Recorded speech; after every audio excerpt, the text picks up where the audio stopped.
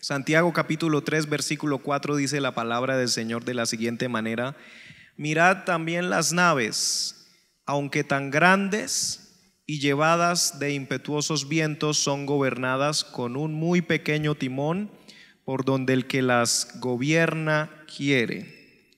Leámoslo de nuevo. Mirad también las naves, aunque tan grandes y llevadas de impetuosos vientos, son gobernadas con un muy pequeño timón, por donde el que las quiere, donde el que las gobierna quiere. Amén. Puede tomar asiento dándole la gloria al Señor. Aleluya. Glorificado es el nombre precioso de Jesús. ¿Cuántos pueden alabar a Dios? En esta tarde queremos compartir la palabra del Señor titulando este mensaje: suelta el timón. Suelta el timón. Si usted puede, repítalo conmigo: suelta el timón. Porque a mí siempre me gusta que se le quede a la gente al menos el título, porque a veces salimos de un culto y decimos: qué bendición, eso fue la gloria de Dios. Y hermano, ¿y de qué se trató? No sé. Pero si le preguntan, si usted al menos se acuerda de eso, suelta el timón, quedo satisfecho porque algo se le va a quedar al menos con el título. Amén. Glorificado es el nombre del Señor. Suelta el timón. Y me gustaría empezar este mensaje preguntando aquí en este lugar: ¿cuántos conductores hay? Sea de carro o de moto o de camión. Levanten la mano los que hay aquí conductores, que saben conducir un carro o una moto. Amén. Ahora, de los que levantaron la mano, ¿cuántos de ustedes se consideran buenos copilotos? Levanten la mano los que se consideran buenos copilotos. Poquitos. ¿Por qué decimos eso de los copilotos? Resulta, yo también conduzco por la gracia del Señor, solo carro, no sé conducir moto. Pero yo he notado que la mayoría de conductores, cuando ya nos acostumbramos a conducir, a guiar un carro, como dicen en otras partes, se nos hace difícil ir de copilotos, ir en el otro asiento y que otra persona vaya conduciendo. No a todos, pero sí a muchos se nos hace difícil, aunque digamos que no. O sea, nosotros decimos sí, normal. Yo siempre toda mi vida me he subido a un bus, a un taxi, a un medio de transporte y voy ahí sentado a donde el chofer me quiera llevar. Pero después de que nos volvemos conductores, empezamos a ver las cosas un poquito diferente a antes de que conducíamos. Y no sé si les ha pasado que usted va sentado al lado del conductor y cuando va a cambiar el semáforo a rojo y venían rápido, usted frena un freno que no existe. O sea, usted va en la silla y usted frena, pero no hay freno, el que va manejando es el otro. Y usted ve que algo viene de frente y usted como que, ¿cierto? Usted voltea, usted mismo gira, aunque es el otro el que está conduciendo. Porque después que nos acostumbramos a conducir, a guiar un vehículo, se nos hace difícil que otro esté en el control. O sea que si algo pasa, usted no puede hacer nada. Usted puede ser así, pero no le va a cambiar la dirección al carro. Ni porque usted pise mucho va a frenar realmente. Entonces, esto es muy importante porque estamos hablando precisamente de soltar el timón, y ese es el título del mensaje. Pero si fuéramos a hablar del tema del mensaje, nos referimos a la voluntad de Dios. Ese misterio tan tremendo que es la voluntad de Dios. ¿Cuántos han escuchado esa frase: hermano, yo quiero saber cuál es la voluntad de Dios? Y estoy orando y ayunando para que Dios me muestre cuál es su voluntad. ¿Cuánto les ha pasado en algún momento que usted necesita saber cuál es la voluntad de Dios en un asunto específico de su vida? Porque ese es el problema. La voluntad de Dios, hay una voluntad de Dios general ya expresada en las Escrituras, que si yo le pregunto: hermano, ¿cuál es la voluntad de Dios? ¿Que yo robe o que yo no robe? ¿Qué es? Que no robe, ¿cierto? La voluntad de Dios, usted diría que no robe. Pero si yo le digo: hermano, usted tiene 10 hijos Un ejemplo, ¿no? Usted tiene 10 hijos. Tiene hambre usted, su esposa y sus hijos. Y están en medio de una guerra civil, hablándolo así, ya real, de tiros, Y hay una panadería a la vuelta de la esquina que usted sabe que si usted logra abrir un candadito con una técnica que usted había aprendido cuando estuvo en el ejército, usted puede sacar pan para alimentar a sus 10 hijos. Y yo le pregunto, hermano, ¿es la voluntad de Dios que usted vaya y saque pan de esa panadería, sí o no? ¿Cuántos me dirían que sí es la voluntad y cuántos me dirían que no es la voluntad de Dios? ¿Cierto que allá se pone difícil? ¿Por qué se puso difícil si las dos cosas se referían a lo mismo? Porque las condiciones cambiaron. A lo menos para usted como padre de familia, sabiendo que tiene 10 hijos y que tienen hambre y que estamos en una guerra y que al fin y al cabo si usted no se los roba, otra persona los va a agarrar y que aún así el dueño de la panadería tampoco va a tener ganancias de ese pan. Entonces empieza usted a pensar lo mismo, cómo sería ahora en este caso particular. Entonces ahí estamos explicando, existe la voluntad de Dios de una forma general, pero los seres humanos queremos conocer la voluntad de Dios para mí en un aspecto específico. Y ya se dieron cuenta que es una enseñanza, ¿verdad? El título parecía una predicación, suelta el timón, no, pero es una enseñanza. Jehová es mi pastor. ¿Cuántos dicen amén? Nada me faltará. En lugares de delicados pastos me hará descansar, junto a aguas de reposo me pastoreará, confortará mi alma, me guiará por sendas de justicia, por amor de su nombre. Hasta ahí va bonito. Versículo 4. Aunque ande en valle de sombra de muerte, pregunta, si Jehová es mi pastor, ¿dónde van las ovejas? Atrás. ¿Y el pastor va a dónde? Y si Él es el que me está guiando, porque dice me guiará por sendas de justicia por amor de su nombre, cuando yo ando en valle de sombra y de muerte, ¿qué está pasando ahí? Que el pastor siguió caminando por un lugar que a mí no me parecía bonito. Eso es como que usted le diga a un hermano, hermano, guíeme hasta el lugar donde debemos ir, y yo lo sigo, y él lo empieza a guiar. Vamos a decir que van en un carro en una ciudad que usted no conoce, vamos a decir Cali, Medellín o Bogotá, y usted va detrás y usted empieza a ver que el hermano se empieza a meter en barrios así como extraños. Y usted dice, pues el hermano es el que me guía y él conoce la ciudad, pero me está metiendo por un lugar que yo como que no me quiero meter. Entonces, cuando el salmista dice Jehová mi pastor y Él me está guiando, aunque ande en valle de sombra de muerte, no temeré mal alguno, porque tú estarás conmigo. Lo que quiere decir que a veces cuando usted ve que todo es un valle de sombra y de muerte y hay oscuridad y todo se ve, como decimos por aquí en Colombia, maluco, el Señor estará con usted ahí. Es más, usted está ahí porque el Señor quizás muchas veces nos está llevando, como dice la Escritura, que Jesús fue llevado por el Espíritu Santo al desierto para ser tentado por el diablo. No fue el diablo el que lo llevó al desierto, fue el Espíritu Santo el que llevó a Jesús, pero no lo tentó el Espíritu Santo, porque Dios no tienta a nadie. Sin embargo, el Espíritu Santo lo llevó al desierto, así como a usted y a mí nos puede llevar el Señor al desierto para ser tentados por el diablo, porque mientras el diablo te está tentando, el Señor te está probando. ¿Cuántos alaban a Dios? Gloria a Dios. Entonces, tratemos de entender qué es la voluntad de Dios, porque hay palabras y conceptos que se empiezan a volver un cliché hasta el punto que ni siquiera entendemos qué es. Hermano, pues si es la voluntad del Señor, si es la voluntad del Señor y la voluntad del Señor, pero ¿qué es la voluntad del Señor? Si quiere, repita conmigo, es lo que Dios quiere. Diga, ¿qué es la voluntad de Dios? Lo que Dios quiere es la voluntad de Dios. Si Dios no quiere algo para mí, eso es igual a que no es su voluntad, aunque eso me suceda.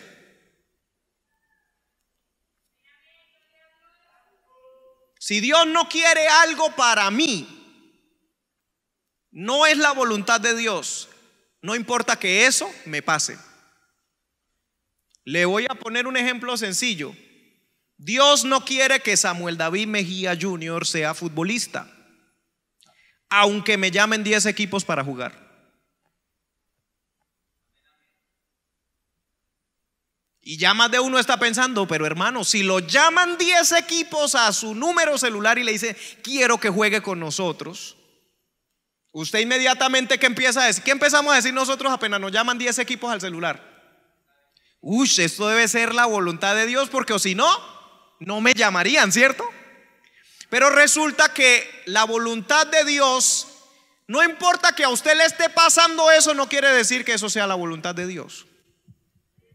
Y vamos a poner un ejemplo a la inversa. No es la voluntad de Dios que yo robe. Aunque yo tuviera éxito robando a 20 multimillonarios en 5 meses. O sea, usted puede empezar a robar y tener éxito robando, y eso no quiere decir que es la voluntad de Dios, porque hay gente que dice, hermano, pero yo estoy dudando que de pronto esto sí sea la voluntad de Dios, porque mire, yo estoy robando, he robado a 20 multimillonarios y en estos 5 meses no me ha pillado la policía, no me han pillado ellos, nadie se ha dado cuenta, mi esposa y mis familiares y mis amigos todos están contentos, contentísimos. Entonces, ¿no será que Dios me está usando? Y empezamos a crear teorías para justificar algo que no es la voluntad de Dios, simplemente porque está sucediendo. Ahí es donde usted encuentra un montón de gente que deciden irse mejor a cantar al mundo y abandonan las iglesias, abandonan el servicio a Dios por irse tras lo que les ofrece el mundo, y cuando usted se los encuentra dice, no, yo creo en Dios. Lo que pasa es que yo sé que yo estoy haciendo esto porque es la voluntad de Dios, porque si no, no se me habrían abierto esas puertas. Me llamaron de la Sony, me llamaron bueno, en fin, cualquier cantidad de casas disqueras, y eso no le sucede a todo el mundo. Entonces es la voluntad de Dios. Dios me puso aquí. Eso no quiere decir que Dios lo puso ahí, o no quiere decir que sea la voluntad de Dios aunque le esté pasando. Ahora vamos a hacer una diferencia entre lo que sería la voluntad de Dios y el permiso de Dios. Diga voluntad, permiso. Entonces, voluntad es lo que Él quiere, es mi voluntad, es lo que yo quiero para ti. Permiso es lo que Él permite que suceda aunque no quiera. Y usted dirá, hermano, pero si Dios no quiere algo, ¿por qué lo va a permitir? Dios no quiere que usted diga mentiras. ¿Cuántos han dicho mentiras? Levanten la mano. Yo levanto la mano. Sí, porque a veces, no, hermano, yo nunca he dicho una mentira. Ah, sí. ¿Es la voluntad de Dios el aborto? Dígame si sí o si no. ¿Cuánta gente se habrá hecho un aborto hoy? Miles. ¿Es la voluntad de Dios el asesinato? ¿Cuántos asesinatos sucedieron hoy? Entonces, no todo lo que sucede es la voluntad de Dios. Aunque Dios tenga el poder para evitarlo, no lo evita. Y ahí es cuando viene el problema de los ateos y los agnósticos que dicen, yo no creo en Dios, porque si Dios existiera, no permitiría que un señor borracho en un carro va a alta velocidad y un niño va cruzando la calle y precisamente viene y lo dejó vuelto pedazos. Y si existiera Dios, entonces si yo fuera Dios y si realmente existiera, habría dicho al borracho que detenga el carro y no atropelle al niño. Pero resulta que hay un problema ahí. Si Dios, por ser Dios y tener el poder, porque ¿cuántos creen que Él tiene el poder para hacerlo? Evita eso, tiene que obrar infringiendo algo que se llama el libre albedrío de ese borracho. Una de las formas de evitar eso es que cuando el borracho se sentara y estuviera sirviendo, empezara así.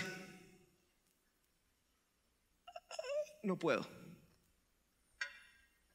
El problema es que Dios nos dio libre albedrío, libre decisión de escoger si quiero emborracharme o no. Entonces, si Dios hiciera eso que los agnósticos y ateos están pidiendo, y por lo cual dicen ellos que es una excusa para no creer que Dios exista, entonces Dios sería un Dios arbitrario. Entonces ya no nos vendrían a decir yo no creo que Dios existe, sino que dirían Dios existe, pero es un Dios arbitrario, es un Dios dictador, es un Dios que no respeta los derechos de la gente. Entonces, al fin, ¿qué quiere? ¿Un Dios que intervenga o un Dios que no intervenga? Es que le digo que el misterio de la voluntad de Dios es tremendo, porque uno se pone a pensar, ¿será que Dios, esto que me pasó y esto, Dios quería o no quería? Y si Dios no quería, entonces ¿por qué me pasó? Para eso necesitamos entender lo que es la voluntad y el permiso. Voluntad vamos a cambiarlo por lo que Dios quiere y lo que Dios permite. ¿Sí? Entonces, usted, padre de familia, quiere que su hijo estudie medicina. Y usted le dice, mi hijo, yo he ahorrado por 10 años para que usted tenga cómo entrar a la universidad y esto y lo otro para que estudie medicina. Y su hijo le dice, no papá, yo lo que quiero estudiar es Bellas Artes. Y usted dice, pero es que yo quiero que usted estudie medicina. ¿Eso qué significa? La voluntad de usted como padre, ¿qué es? Que su hijo estudie medicina. Pero su hijo dice, no, yo estudio Bellas Artes o no estudio nada. Si quiere me voy mañana a trabajar. O sáqueme de la casa, bóteme si quiere. Yo no estudio medicina, yo estudio Bellas Artes. La mayoría de padres de familia que están aquí, ¿qué harían en ese caso? Bueno, no sé, estamos en Santander y aquí hay gente de carácter. Pero es muy probable que un padre de familia diga, bueno, mijo, yo a usted lo aprecio mucho y usted quiere estudiar Bellas Artes, le voy a pagar Bellas Artes. Ahora, ¿qué pasa con ese muchacho cuando entra a primer semestre y está hablando con sus compañeros? Y un compañero le dice, no, mi papá no quería que yo estudiara esto y a mí me tocó fue meterme a trabajar para conseguir lo de la matrícula porque mi papá no quiso. Ese muchacho al que sí le pagaron la carrera de Bellas Artes le dice a su compañero, bueno, mi papá tampoco quería que yo estudiara Bellas Artes, pero me dio para la matrícula porque prefirió que yo estudiara algo a que no estudiara nada. ¿Ya entendieron la diferencia entre voluntad y permiso? El padre permitió que estudiara otra cosa, pero lo que realmente quería era que estudiara medicina. A eso teológicamente lo han querido llamar la voluntad permisiva de Dios. A mí no me gusta ese término, porque o es voluntad o no es voluntad. O sea, o quiere o no quiere. Porque para mí el hecho de que lo permita ya le quita el hecho de ser voluntad. Ya no es querer, es que simplemente lo dejó. Por eso no me gusta llamarlo voluntad permisiva, sino la voluntad de Dios perfecta, agradable y buena, o el permiso. Y hay muchas personas que nos hemos acostumbrado no a vivir en la voluntad de Dios, sino en el permiso de Dios. Entonces Dios nos dice no, no, no, y usted se mete a orar, a ayunar, a ayunar, a ayunar, a ayunar, y luego Dios le dice, bueno, hágale, vaya, vaya. Pero eso es un problema. Y hay gente que después de eso van y dicen, uy, sí, Dios me respondió que vaya, hágale. Pero no le cuentan a la gente que duraron 3 meses ayunando para que Dios cambiara de parecer. Y el hecho de que Dios le haya dado el permiso no quiere decir que él cambió de parecer. A él le sigue pareciendo que era mejor que usted hiciera lo otro, solamente que se lo permitió. ¿Cuántos alaban a Dios? Qué tremendo es el Señor. Hacer la voluntad de Dios demanda de los seres humanos conocerlo muy bien. Para yo poder saber qué es lo que alguien quiere, lo necesito conocer. Por eso tan difícil los regalos, ¿cierto? ¿Cuánto les ha pasado que tienen un cumpleaños y usted dice, pero qué le regalo? ¿Los zapatos puntudos o los redondos? ¿Los cafés o los negros? porque necesito conocer demasiado bien para saber lo que la persona quiere. Entonces, para yo conocer la voluntad de mi Dios, necesito primero conocer muy bien a Dios. Y esto es comparado a una banda musical en la cual todos se entienden. Los músicos han experimentado el hecho de tocar. Yo en una oportunidad tuve un viaje, fui a otro país y me invitaron a tocar juntamente con ellos un instrumento. Y yo dije en esa oportunidad, fue increíble, dije yo. Entré a tocar ese instrumento en medio de otros músicos que nunca habíamos tocado juntos, nunca. Pero yo me sentí como si toda la vida hubiéramos tocado juntos. Como también le pasa a uno que va a tocar en un grupo musical donde todos los músicos son buenos. Usted dice, ese es bueno, este estudió, este sabe tocar, pero empiezan a tocar y no se entienden. Entonces, ¿cuál es el problema? Que cuando estamos tocando, uno mira y uno como que identifica para dónde va, qué va a hacer. Por ejemplo, si el pianista va a hacer un adorno y yo estoy tocando guitarra, yo procuro no hacer un adorno al mismo tiempo que el pianista, porque entonces ni se entiende el adorno de él ni se entiende el mío. Entonces, ya como tenemos experiencia tocando juntos, yo voy a hacer el adorno, pero cuando veo que él también lo va a hacer, yo me abstengo, porque conozco su voluntad. ¿Cuál es su voluntad? Hacer un adorno ahora mismo. Entonces yo no hago nada. Pero cuando yo veo que no va a hacer nada, entonces yo puedo meter mi adorno ahí, porque nada se va a chocar. Conocer a las personas es lo que nos ayuda con su voluntad. Lo mismo que sucede con un pelotón que tiene un sargento. Doy estos ejemplos porque puede haber hermanos que de música no sepan nada, pero del ejército sí. Hay un pelotón y tienen un sargento y les dice, vamos a hacer este operativo así, ustedes entran por allá, nosotros por acá, cuando pasen 30 segundos fulano de tal activa tal botón y usted corre y da todas las indicaciones. Y luego, eso fue solamente hablando, y luego viene el momento de la verdad. Empiezan a correr, empiezan con el programa, el plan, el operativo como lo habían diseñado, y de repente una bala y le da al sargento. Y luego surge un inconveniente, no saben qué hacer. ¿Seguimos con el operativo o asignamos a 2 personas para que arrastren al sargento? Le pegó la bala, pero todavía no está muerto, tiene signos vitales. ¿Qué hacemos? ¿Seguimos con el plan exactamente igual, original, como dijo el sargento? ¿O recogemos al sargento y tratamos de salvarle la vida? Ahora, ahí viene una pregunta.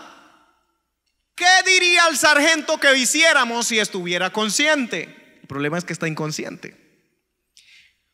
Si yo conozco la voluntad del sargento, aunque el sargento no me esté diciendo, estoy aquí tirado en el piso, recójanme, arrástrenme para allá, hay uno que dice, yo sé qué diría él que hiciéramos en este momento. Entonces, esa persona generalmente es el que rescata la operación y les dice, vamos a hacer esto, vamos a hacer aquello, porque si él estuviera, él nos diría que hagamos así, así. Entonces, conocer la voluntad demanda conocer la intención. O sea, todavía la persona no le ha dicho a usted algo y usted ya como que presiente para dónde va, qué va a decir, cómo va a actuar y qué le parece lo que usted haga. El problema con nosotros es que si no oímos una voz del cielo que dice, Samuel, Samuel, vete a la calle derecha, entonces ya nosotros ya quedamos tiesos. Señor, ¿ahora qué hago? ¿Para la derecha o para la izquierda? Porque no estoy oyendo una voz. Glorificado es el nombre del Señor. Entonces, esto es sumamente importante para las decisiones. ¿Cuántos saben que a veces es difícil tomar decisiones? Aleluya. Para esto yo quería hacer una pirámide que le iba a llamar la pirámide de la voluntad de Dios. ¿Cuántos han visto esos esquemas que hacen? Y la dividen, y yo iba a poner, para Dios el primer lugar es tal cosa, tal otra, tal otra. Al final llegué a la conclusión que podía ser una pirámide simplemente con estas 3 palabras. espíritu, alma y cuerpo. Haga una pirámide mental todos aquí, por favor. Una pirámide. Arriba pone espíritu, alma y cuerpo. Entonces, hay muchas cosas que son la voluntad de Dios, pero a veces unas pueden chocar con otras en mi caso particular. Por ejemplo, Dios quiere darme un empleo donde gane, qué sé yo, $5,000 mensuales. Y en un país como los nuestros es más o menos bien, ¿cierto? Algunos hermanos me están mirando así. Dios quiere darme un empleo donde me gane $5,000 mensuales. Pero para poder tener ese empleo, o mejor dicho, Él quiere que yo me gane los $5,000, pero el problema con el empleo es que ya no voy a poder venir a los cultos. Entonces alguien me pregunta: hermano Samuel, ¿es la voluntad de Dios que yo me gane los 5,000? Y yo le podría decir: hermano, Dios puede querer que usted se gane los 5,000, pero no quiere la forma como le toca hacer para que se gane los 5,000. Porque si yo pongo la pirámide de espíritu, alma y cuerpo, mi alma se va a alegrar con ese salario y con ese empleo. Mi cuerpo también, porque lo voy a vestir bien, le voy a dar buena comida, vacaciones, viajes. Pero va a haber un problema en la pirámide, y es que de primero, ¿qué pusimos? ¿Qué habíamos puesto de primero? El espíritu. O sea que la prioridad la debe tener ¿qué? El espíritu, luego el alma y luego el cuerpo. Entonces, ¿para qué yo hice este esquema?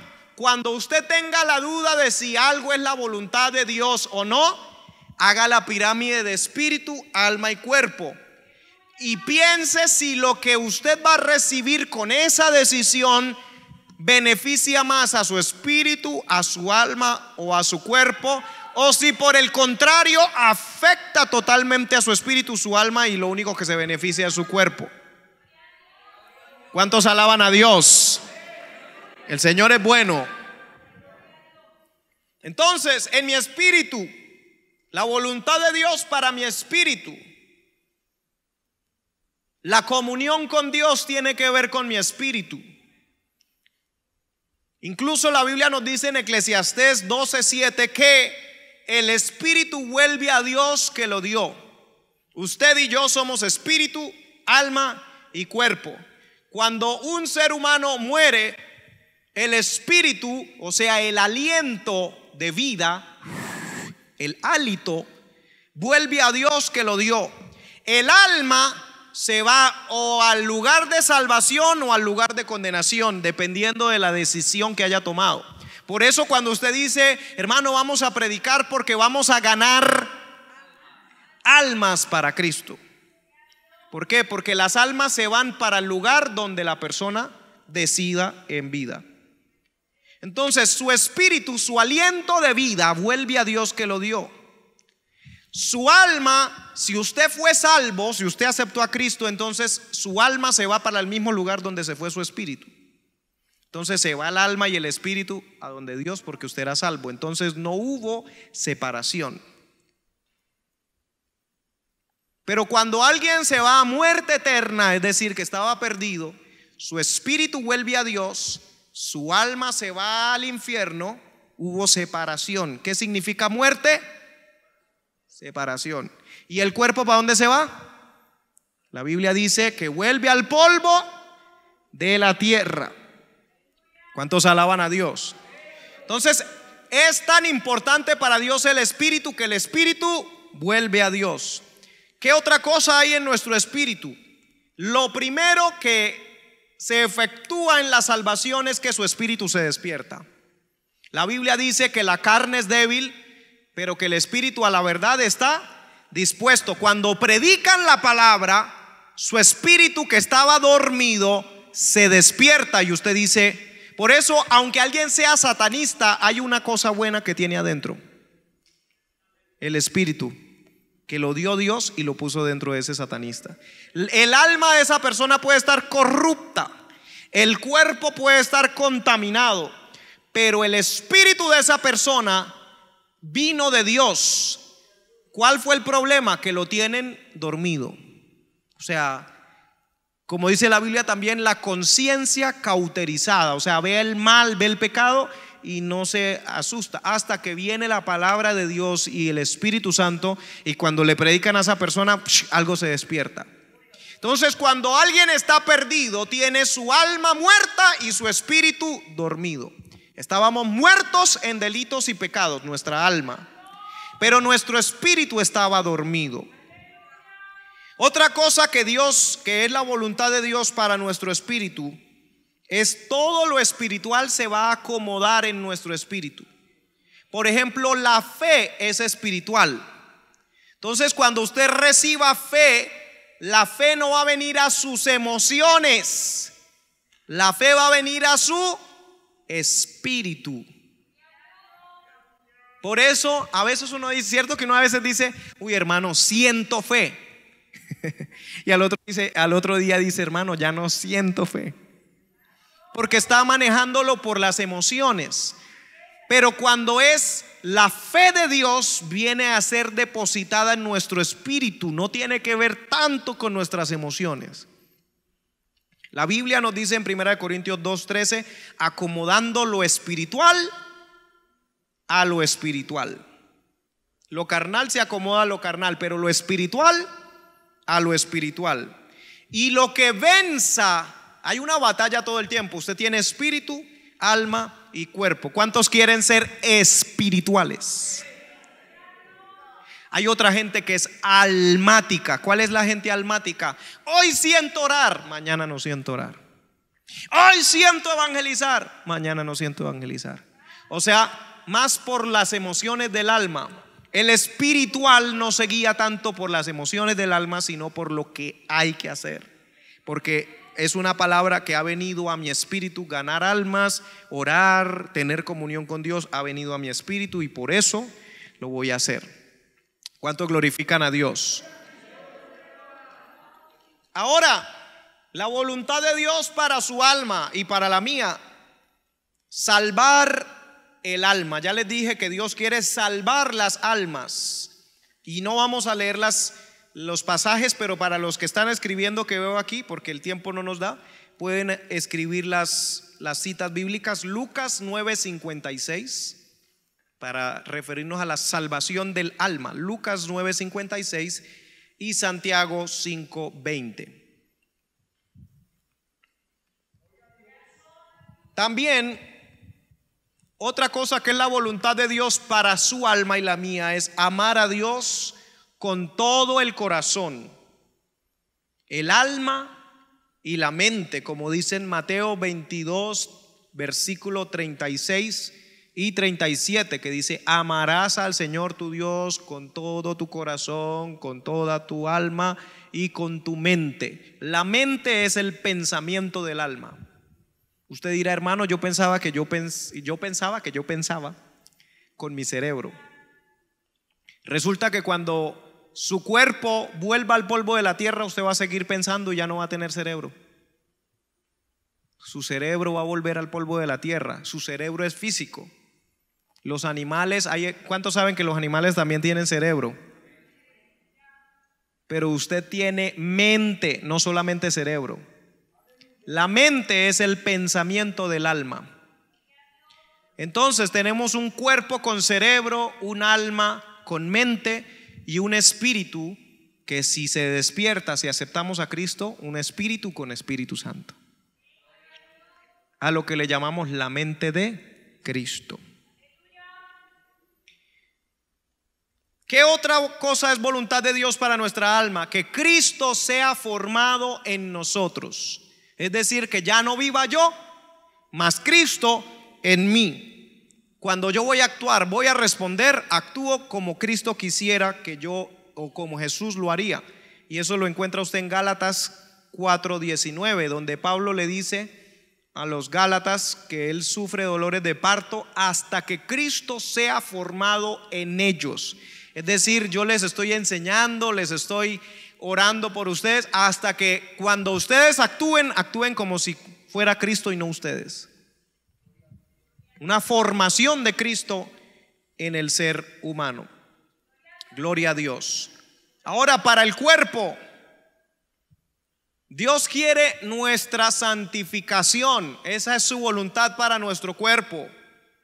No reine pues el pecado en vuestros cuerpos mortales, como dice en Romanos capítulo 6, versículo 12. Dios no quiere que usted practique el pecado con su cuerpo. Usted puede meditar y pensar en el pecado, pero a la final va a llegar a ejecutarlo con su cuerpo, con los miembros de su cuerpo. También en Romanos 12:1, donde habla que presentemos nuestro cuerpo en sacrificio vivo, santo y agradable. Eso es la voluntad de Dios para su cuerpo. No que usted a su cuerpo le meta drogas, licor, infecciones, enfermedades y tantas cosas. No es la voluntad de Dios. También la Biblia dice que debemos glorificar a Dios con nuestros cuerpos. Esto aparece en 1 Corintios capítulo 6, versículos 12 al 20. Glorificar a Dios en nuestros cuerpos. 1 Corintios 6, 12. También es la voluntad de Dios que cuidemos nuestro cuerpo. Eso es algo que entre los que nos llamamos o nos hacemos llamar evangélicos dejamos por allá a un lado, ¿cierto? Hay otras creencias o denominaciones de rama también cristiana que enfatizan más en el cuidado del cuerpo. Nosotros no hacemos tanto énfasis, pero también hay que examinar en la palabra qué dice acerca del cuidado del cuerpo. Cuidar el cuerpo, entonces esa es la voluntad de Dios, que usted cuide su cuerpo. Entonces, hermano, ¿qué es la voluntad de Dios? ¿Que yo me meta en algo donde el cuerpo se me vuelva nada? ¿O que yo haga algo donde mi cuerpo permanezca? Entonces usted puede buscar en Efesios 5:29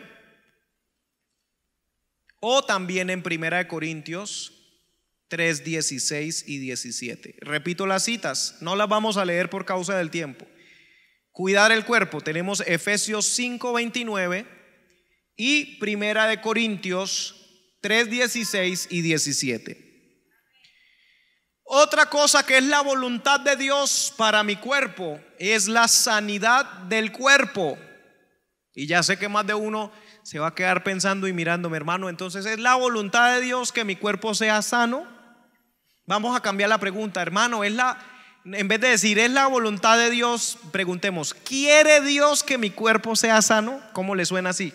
Suena diferente, ¿cierto? Cuando yo digo la voluntad de Dios suena un término así súper espiritual, pero cuando digo ¿quiere Dios que mi cuerpo sea sano? Y si yo le digo sí, hermano, Dios quiere que su cuerpo sea sano, entonces, ¿y entonces Dios por qué no sanó a fulano o no me sanó a mí? ¿O por qué fulano se murió de una enfermedad? Esas son preguntas que empiezan a venir. Y ya vamos a ver, por eso les dije que una pirámide. Dios sí quiere que su cuerpo sea sano. 1 Pedro 2, versículo 24 dice: por cuya herida fuisteis sanados. O sea, la herida que hubo en el cuerpo de Cristo para mi sanidad. Eso también aparecía en Isaías capítulo 53. Hay varios versículos que dice que por su llaga fuimos nosotros curados, el castigo de nuestra paz y todo esto que dice. Pero también en Santiago 5, 14 al 15, Santiago 5, versículo 14 al 15, también dice, hace la pregunta: ¿está alguno enfermo entre vosotros? Llame a los ancianos y oren por él, Pero también hay algo interesante allí que dice que confesemos nuestros pecados los unos a los otros y oremos los unos por los otros para que seáis sanados. Y ahorita vamos a ver, porque en la pirámide, fíjese que este fue de los últimos que puse. O sea, sí es voluntad de Dios la sanidad de mi cuerpo, pero no lo puse de primero. ¿Se dieron cuenta? No lo puse de primero, lo puse espíritu, alma y cuerpo. Cuerpo de último. Y en las cosas que puse del cuerpo lo puse casi de último.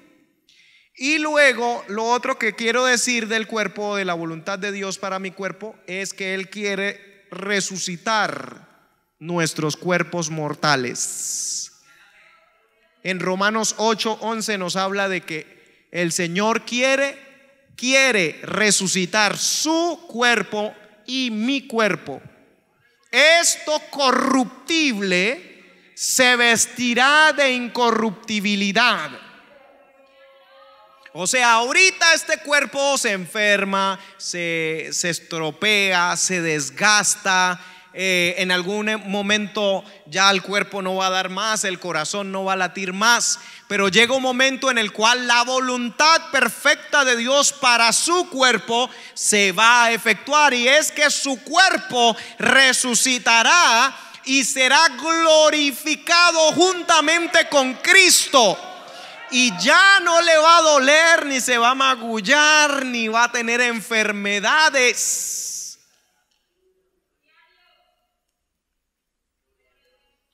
O sea que es la voluntad de Dios resucitar también nuestros cuerpos mortales. Glorificado es el Señor. Entonces, para todo aquel que está viviendo una situación, ya sea en su espíritu o en su alma o en su cuerpo, vamos a decir una enfermedad, y dice: hermano, yo no entiendo, si la voluntad de Dios para mi vida es sanarme, ¿por qué no me ha sanado? Si yo tengo fe, he orado y he leído la palabra donde hay promesas de sanidad. Porque es una pirámide de la voluntad de Dios, y hay momentos en los cuales se cruza la voluntad de Dios más importante o prioritaria, que sería el espíritu, con la del cuerpo. Es decir, hay personas que si se sanan, se van. ¿Se han escuchado de esos casos? Gente que si se sana, se va, pero si está enfermo en su cuerpo, se quedan buscando a Dios. Entonces, Dios, ¿cómo mira la pirámide? Si él está enfermo en su cuerpo, va a estar bien en su espíritu y en su alma. Entonces yo prefiero que esté bien en su espíritu y en su alma a que esté bien solo en su cuerpo y se vaya. Ahora, eso no es excusa entonces para que no queramos ser sanos, porque no es que Dios me quiere enfermo. ¿Ya me entendieron la diferencia? No es que a Dios le da placer verme enfermo, sino que prefiere verme enfermo y salvo. Pero si yo logro identificar aquello que no permite que Dios diga: ok, ahora sí, sanémoslo, porque ya no hay impedimento. Si yo lo logro identificar y lo quito de mi vida, entonces seré sano. Por eso es que el texto dice: confesaos unos a otros vuestras ofensas y orad los unos por los otros para que seáis sanados. O sea, hay una cosa espiritual que está interrumpiendo la sanidad en lo físico. Por eso también hay personas que tienen gastritis o úlceras o incluso algunos tipos de cáncer, que Dios, antes de sanarlos, les empieza a ministrar sus emociones, porque a veces hay algo en el alma que está haciendo que se produzca lo del cuerpo. Falta de perdón, raíces de amargura, tristeza profunda, depresión. Entonces no es que Dios no te quiere sanar tu cuerpo, es que necesitamos ir en el orden de la prioridad de Dios. ¡Aleluya! Entonces, de acuerdo a esta pirámide, yo podría decir que la voluntad de Dios para Pablo fue su humildad antes que su sensación de bienestar, su dependencia de Dios antes que su éxito definitivo. Pablo dijo: ya he rogado al Señor 3 veces que quite este aguijón en la carne que viene y me abofetea. Este aguijón en la carne es un mensajero de Satanás. En griego dice un angelus de Satanás, que viene. Esta mañana nuestro pastor dijo: ángel significa mensajero. un mensajero de Satanás viene y abofetea al gran apóstol Pablo. Entonces el apóstol Pablo ruega 3 veces al Padre y le dice: Padre, quita esto de mí. Y el Padre le dice: bástate mi gracia, porque mi poder se perfecciona en tu debilidad. ¿Por qué? Porque Pablo mismo dice: para que la grandeza de las revelaciones no me exaltase sobremanera, me fue dado un aguijón de Satanás que viene y me abofetea. O sea que la voluntad de Dios primero era la humildad de Pablo y no la soberbia. Entonces, aunque también en la voluntad de Dios quitarle ese aguijón, o sea, Dios también quiere quitarle ese aguijón. Sin embargo, Él dice: si le quito el aguijón, hay algo más importante en la pirámide de mi voluntad. Entonces Él se va a crecer y se va a volver soberbio. Entonces prefiero dejarle el aguijón en su carne y en su cuerpo, pero que Él siga dependiendo de mí. La voluntad de Dios tanto es sanar, pero es más que Él siga humilde y que Él siga dependiendo de Dios. Entonces ya Pablo no se obsesiona tanto con su milagro, sino que se obsesiona más con la gracia de Dios que con su milagro.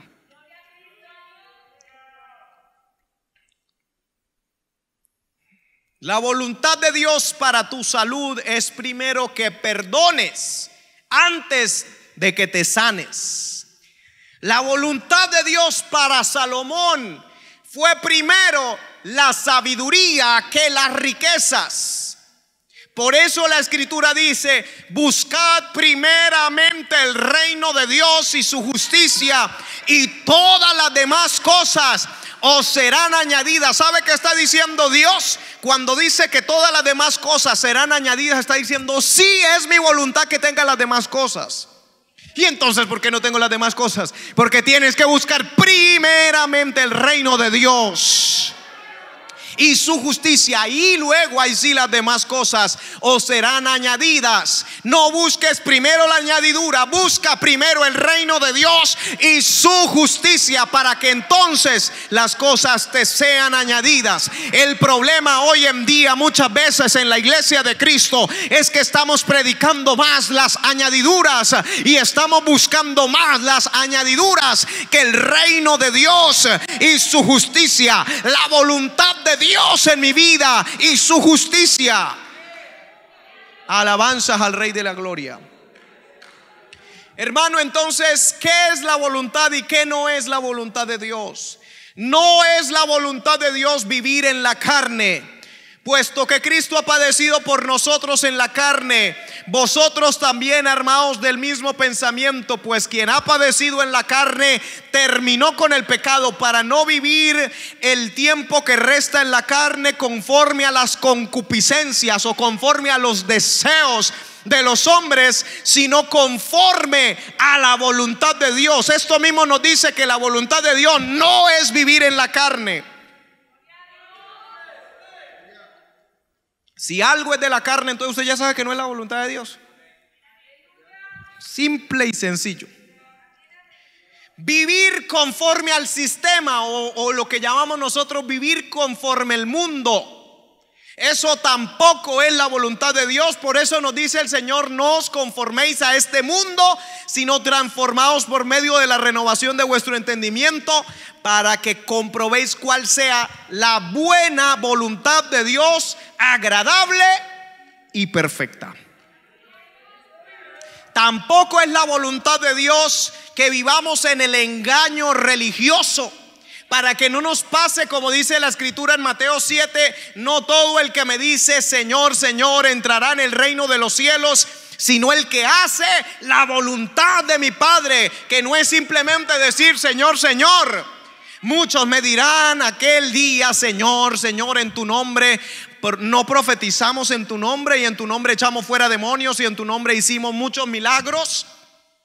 Y entonces les declararé: nunca os conocí, apartaos de mí, hacedores de maldad.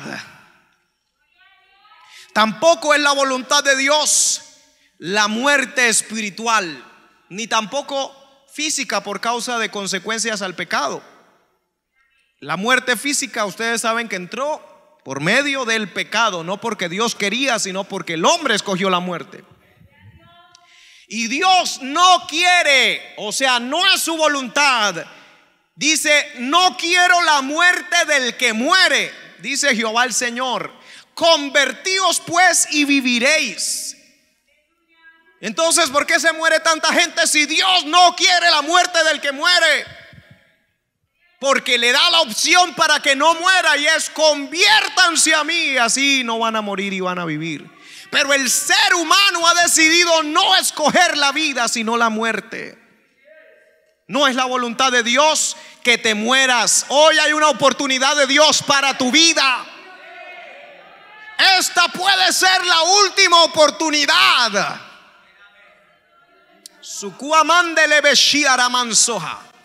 Satanás puede tener un plan ya diseñado y listo para ejecutar, pero han sido las oraciones de esa madre, de ese familiar, los que no han dejado que suceda lo que el diablo ya tenía listo para ejecutar. Dios no quiere tu muerte, pero aún así Él no puede obligarte. Aunque su poder le permitiese obligarte, estaría infringiendo su propia palabra, en la cual Él le dijo a Caín que el pecado estaba a las puertas y que él podía escoger si iba o no iba. Glorificado sea el nombre del Señor. Ahora, ¿qué sí es la voluntad de Dios? Que tengas vida eterna si crees en el Señor. Juan 6:39: y esta es la voluntad del Padre, el que me envió, que todo lo que me diere no pierda yo nada, sino que resucite en el día postrero. Y esta es la voluntad del que me ha enviado, que todo aquel que ve al Hijo y cree en Él tenga vida eterna, y yo le resucitaré en el día postrero. Es la voluntad de Dios que usted se salve.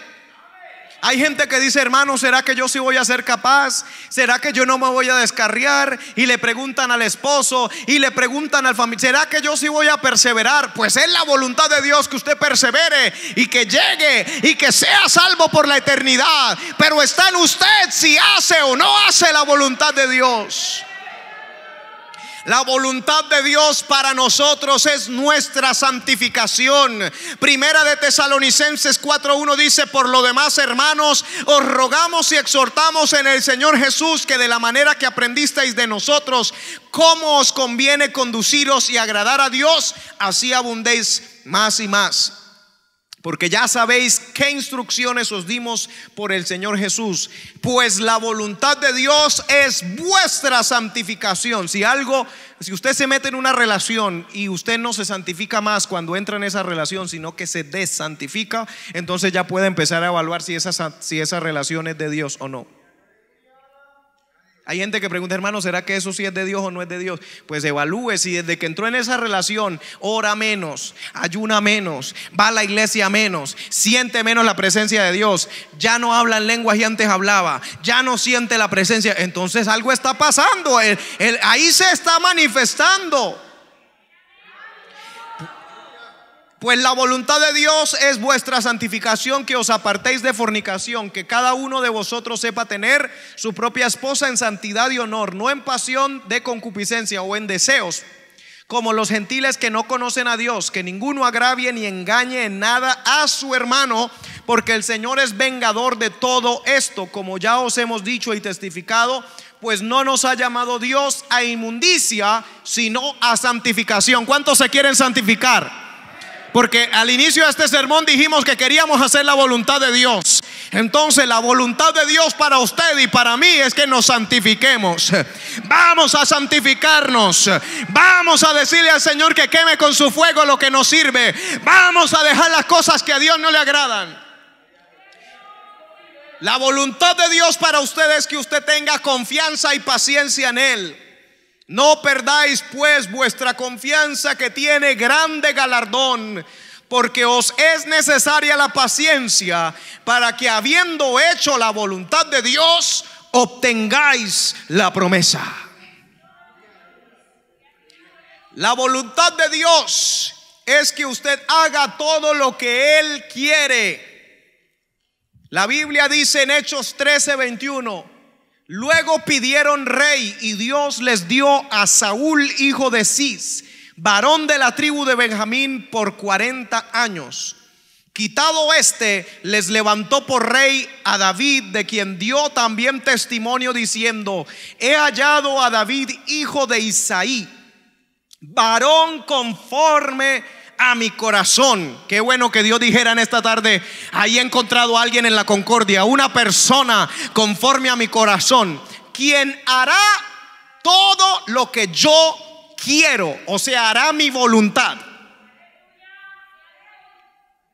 En el Salmo 40 versículo 8 dice: el hacer tu voluntad, Dios mío, me ha agradado, y tu ley está en medio de mi corazón.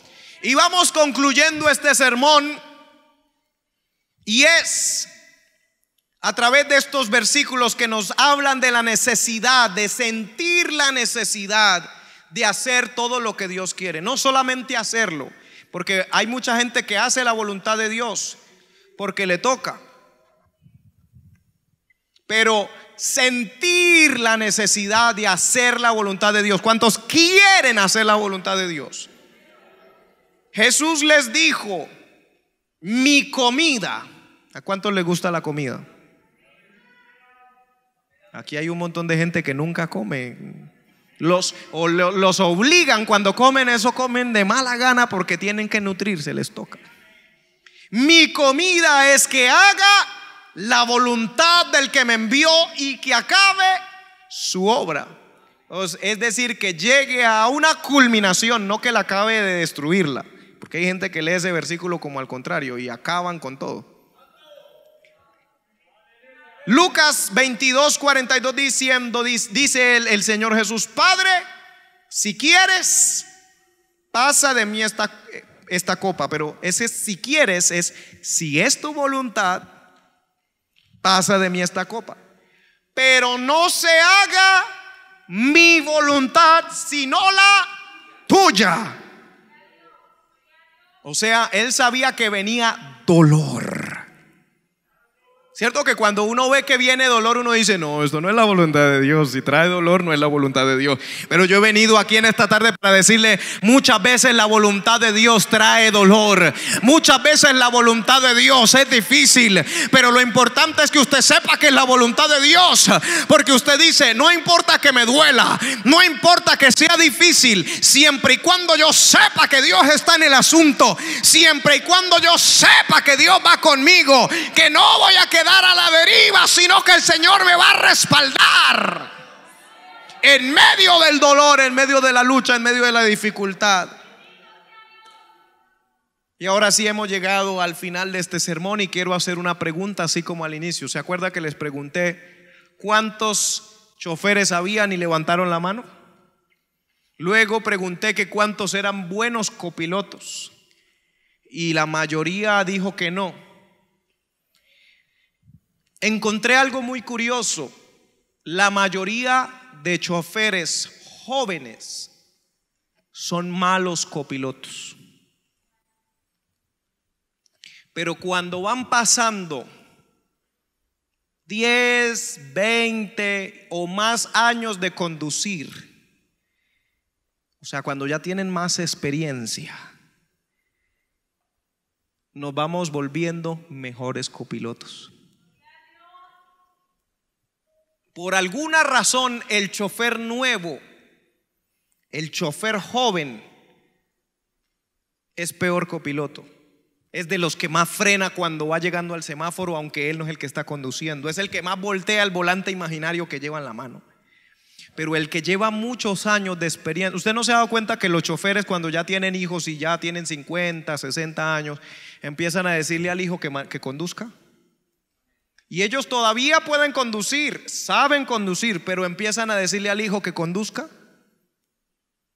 Cuando están más jóvenes, no tanto. es que la experiencia en el ser humano le empieza a enseñar que hay muchas cosas que van a suceder sin que yo tenga el control en mi mano. Y por eso al inicio les dije: suelta el timón.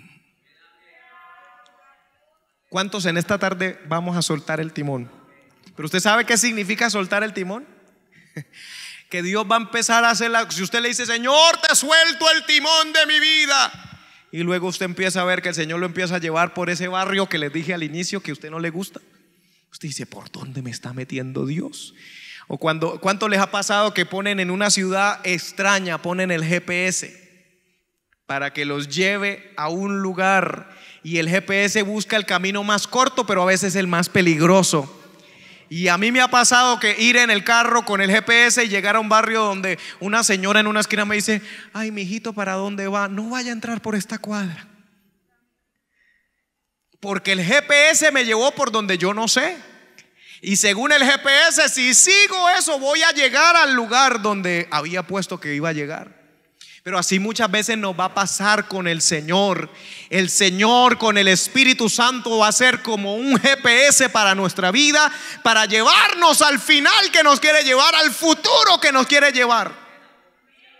Pero mientras nos va llevando, nosotros vamos mirando para los lados y decimos: este vecindario me parece inseguro, este lugar me parece que no me conviene, esto yo creo que no es la voluntad de Dios. Pero el Señor en esta hora nos va a decir, como le dijo a Pedro. A Pedro el Señor le dijo: de cierto te digo, cuando eras más joven, te ceñías e ibas a donde querías, mas cuando ya seas viejo, extenderás tus manos y te ceñirá otro, y te llevará a donde no quieras. Esto dijo, dando a entender con qué muerte había de glorificar a Dios. Y dicho esto, añadió y le dijo: sígueme. O sea, Pedro, ya cerré la Biblia, Pedro era aquel que le había dicho a Jesús: nunca esto te acontezca, no vayas a ir a la cruz a sufrir, ¿se acuerda? Pero después de que Jesús murió y resucitó, se le aparece allá cuando Pedro está pescando con los otros discípulos, y el Señor le dice: sígame, y no va a ser más su voluntad ni lo que usted quiere, ahora va a ser lo que yo le estoy diciendo, y le va a tocar morir como usted dijo, me dijo a mí, usted me aconsejó a mí: no se muera, no se deje crucificar. ¿Y sabe qué le va a pasar a usted? Usted se va a morir, usted va a extender las manos cuando sea más viejo y otro lo va a ceñir, y usted va a entregar su vida por mí, aunque usted no quiera, pero esa es mi voluntad. Y alguien diría: pero hermano, Dios no quiere la muerte del que muere, entonces ¿cómo es que Pedro va a tener que morir?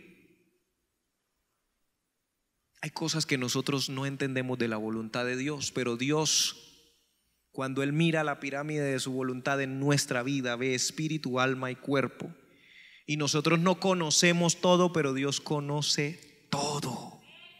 Esa es la diferencia entre Dios y nosotros, que cuando nosotros miramos para los lados y vemos ese vecindario tenebroso, nosotros no sabemos lo que va más adelante, pero el Señor conoce todo el trayecto. Aleluya. Antes de que usted y yo hubiéramos nacido, Él ya sabía cómo iba a suceder y cómo podría sacarnos adelante. Así que en esta hora vamos a estar en pie y le vamos a decir al Señor: te entrego el timón, suelto el timón de esa embarcación y decido, Señor, hacer tu voluntad. Decido, Señor, hacer lo que tú quieres que yo haga. ¿Cuántos deciden en esta hora decirle al Señor eso?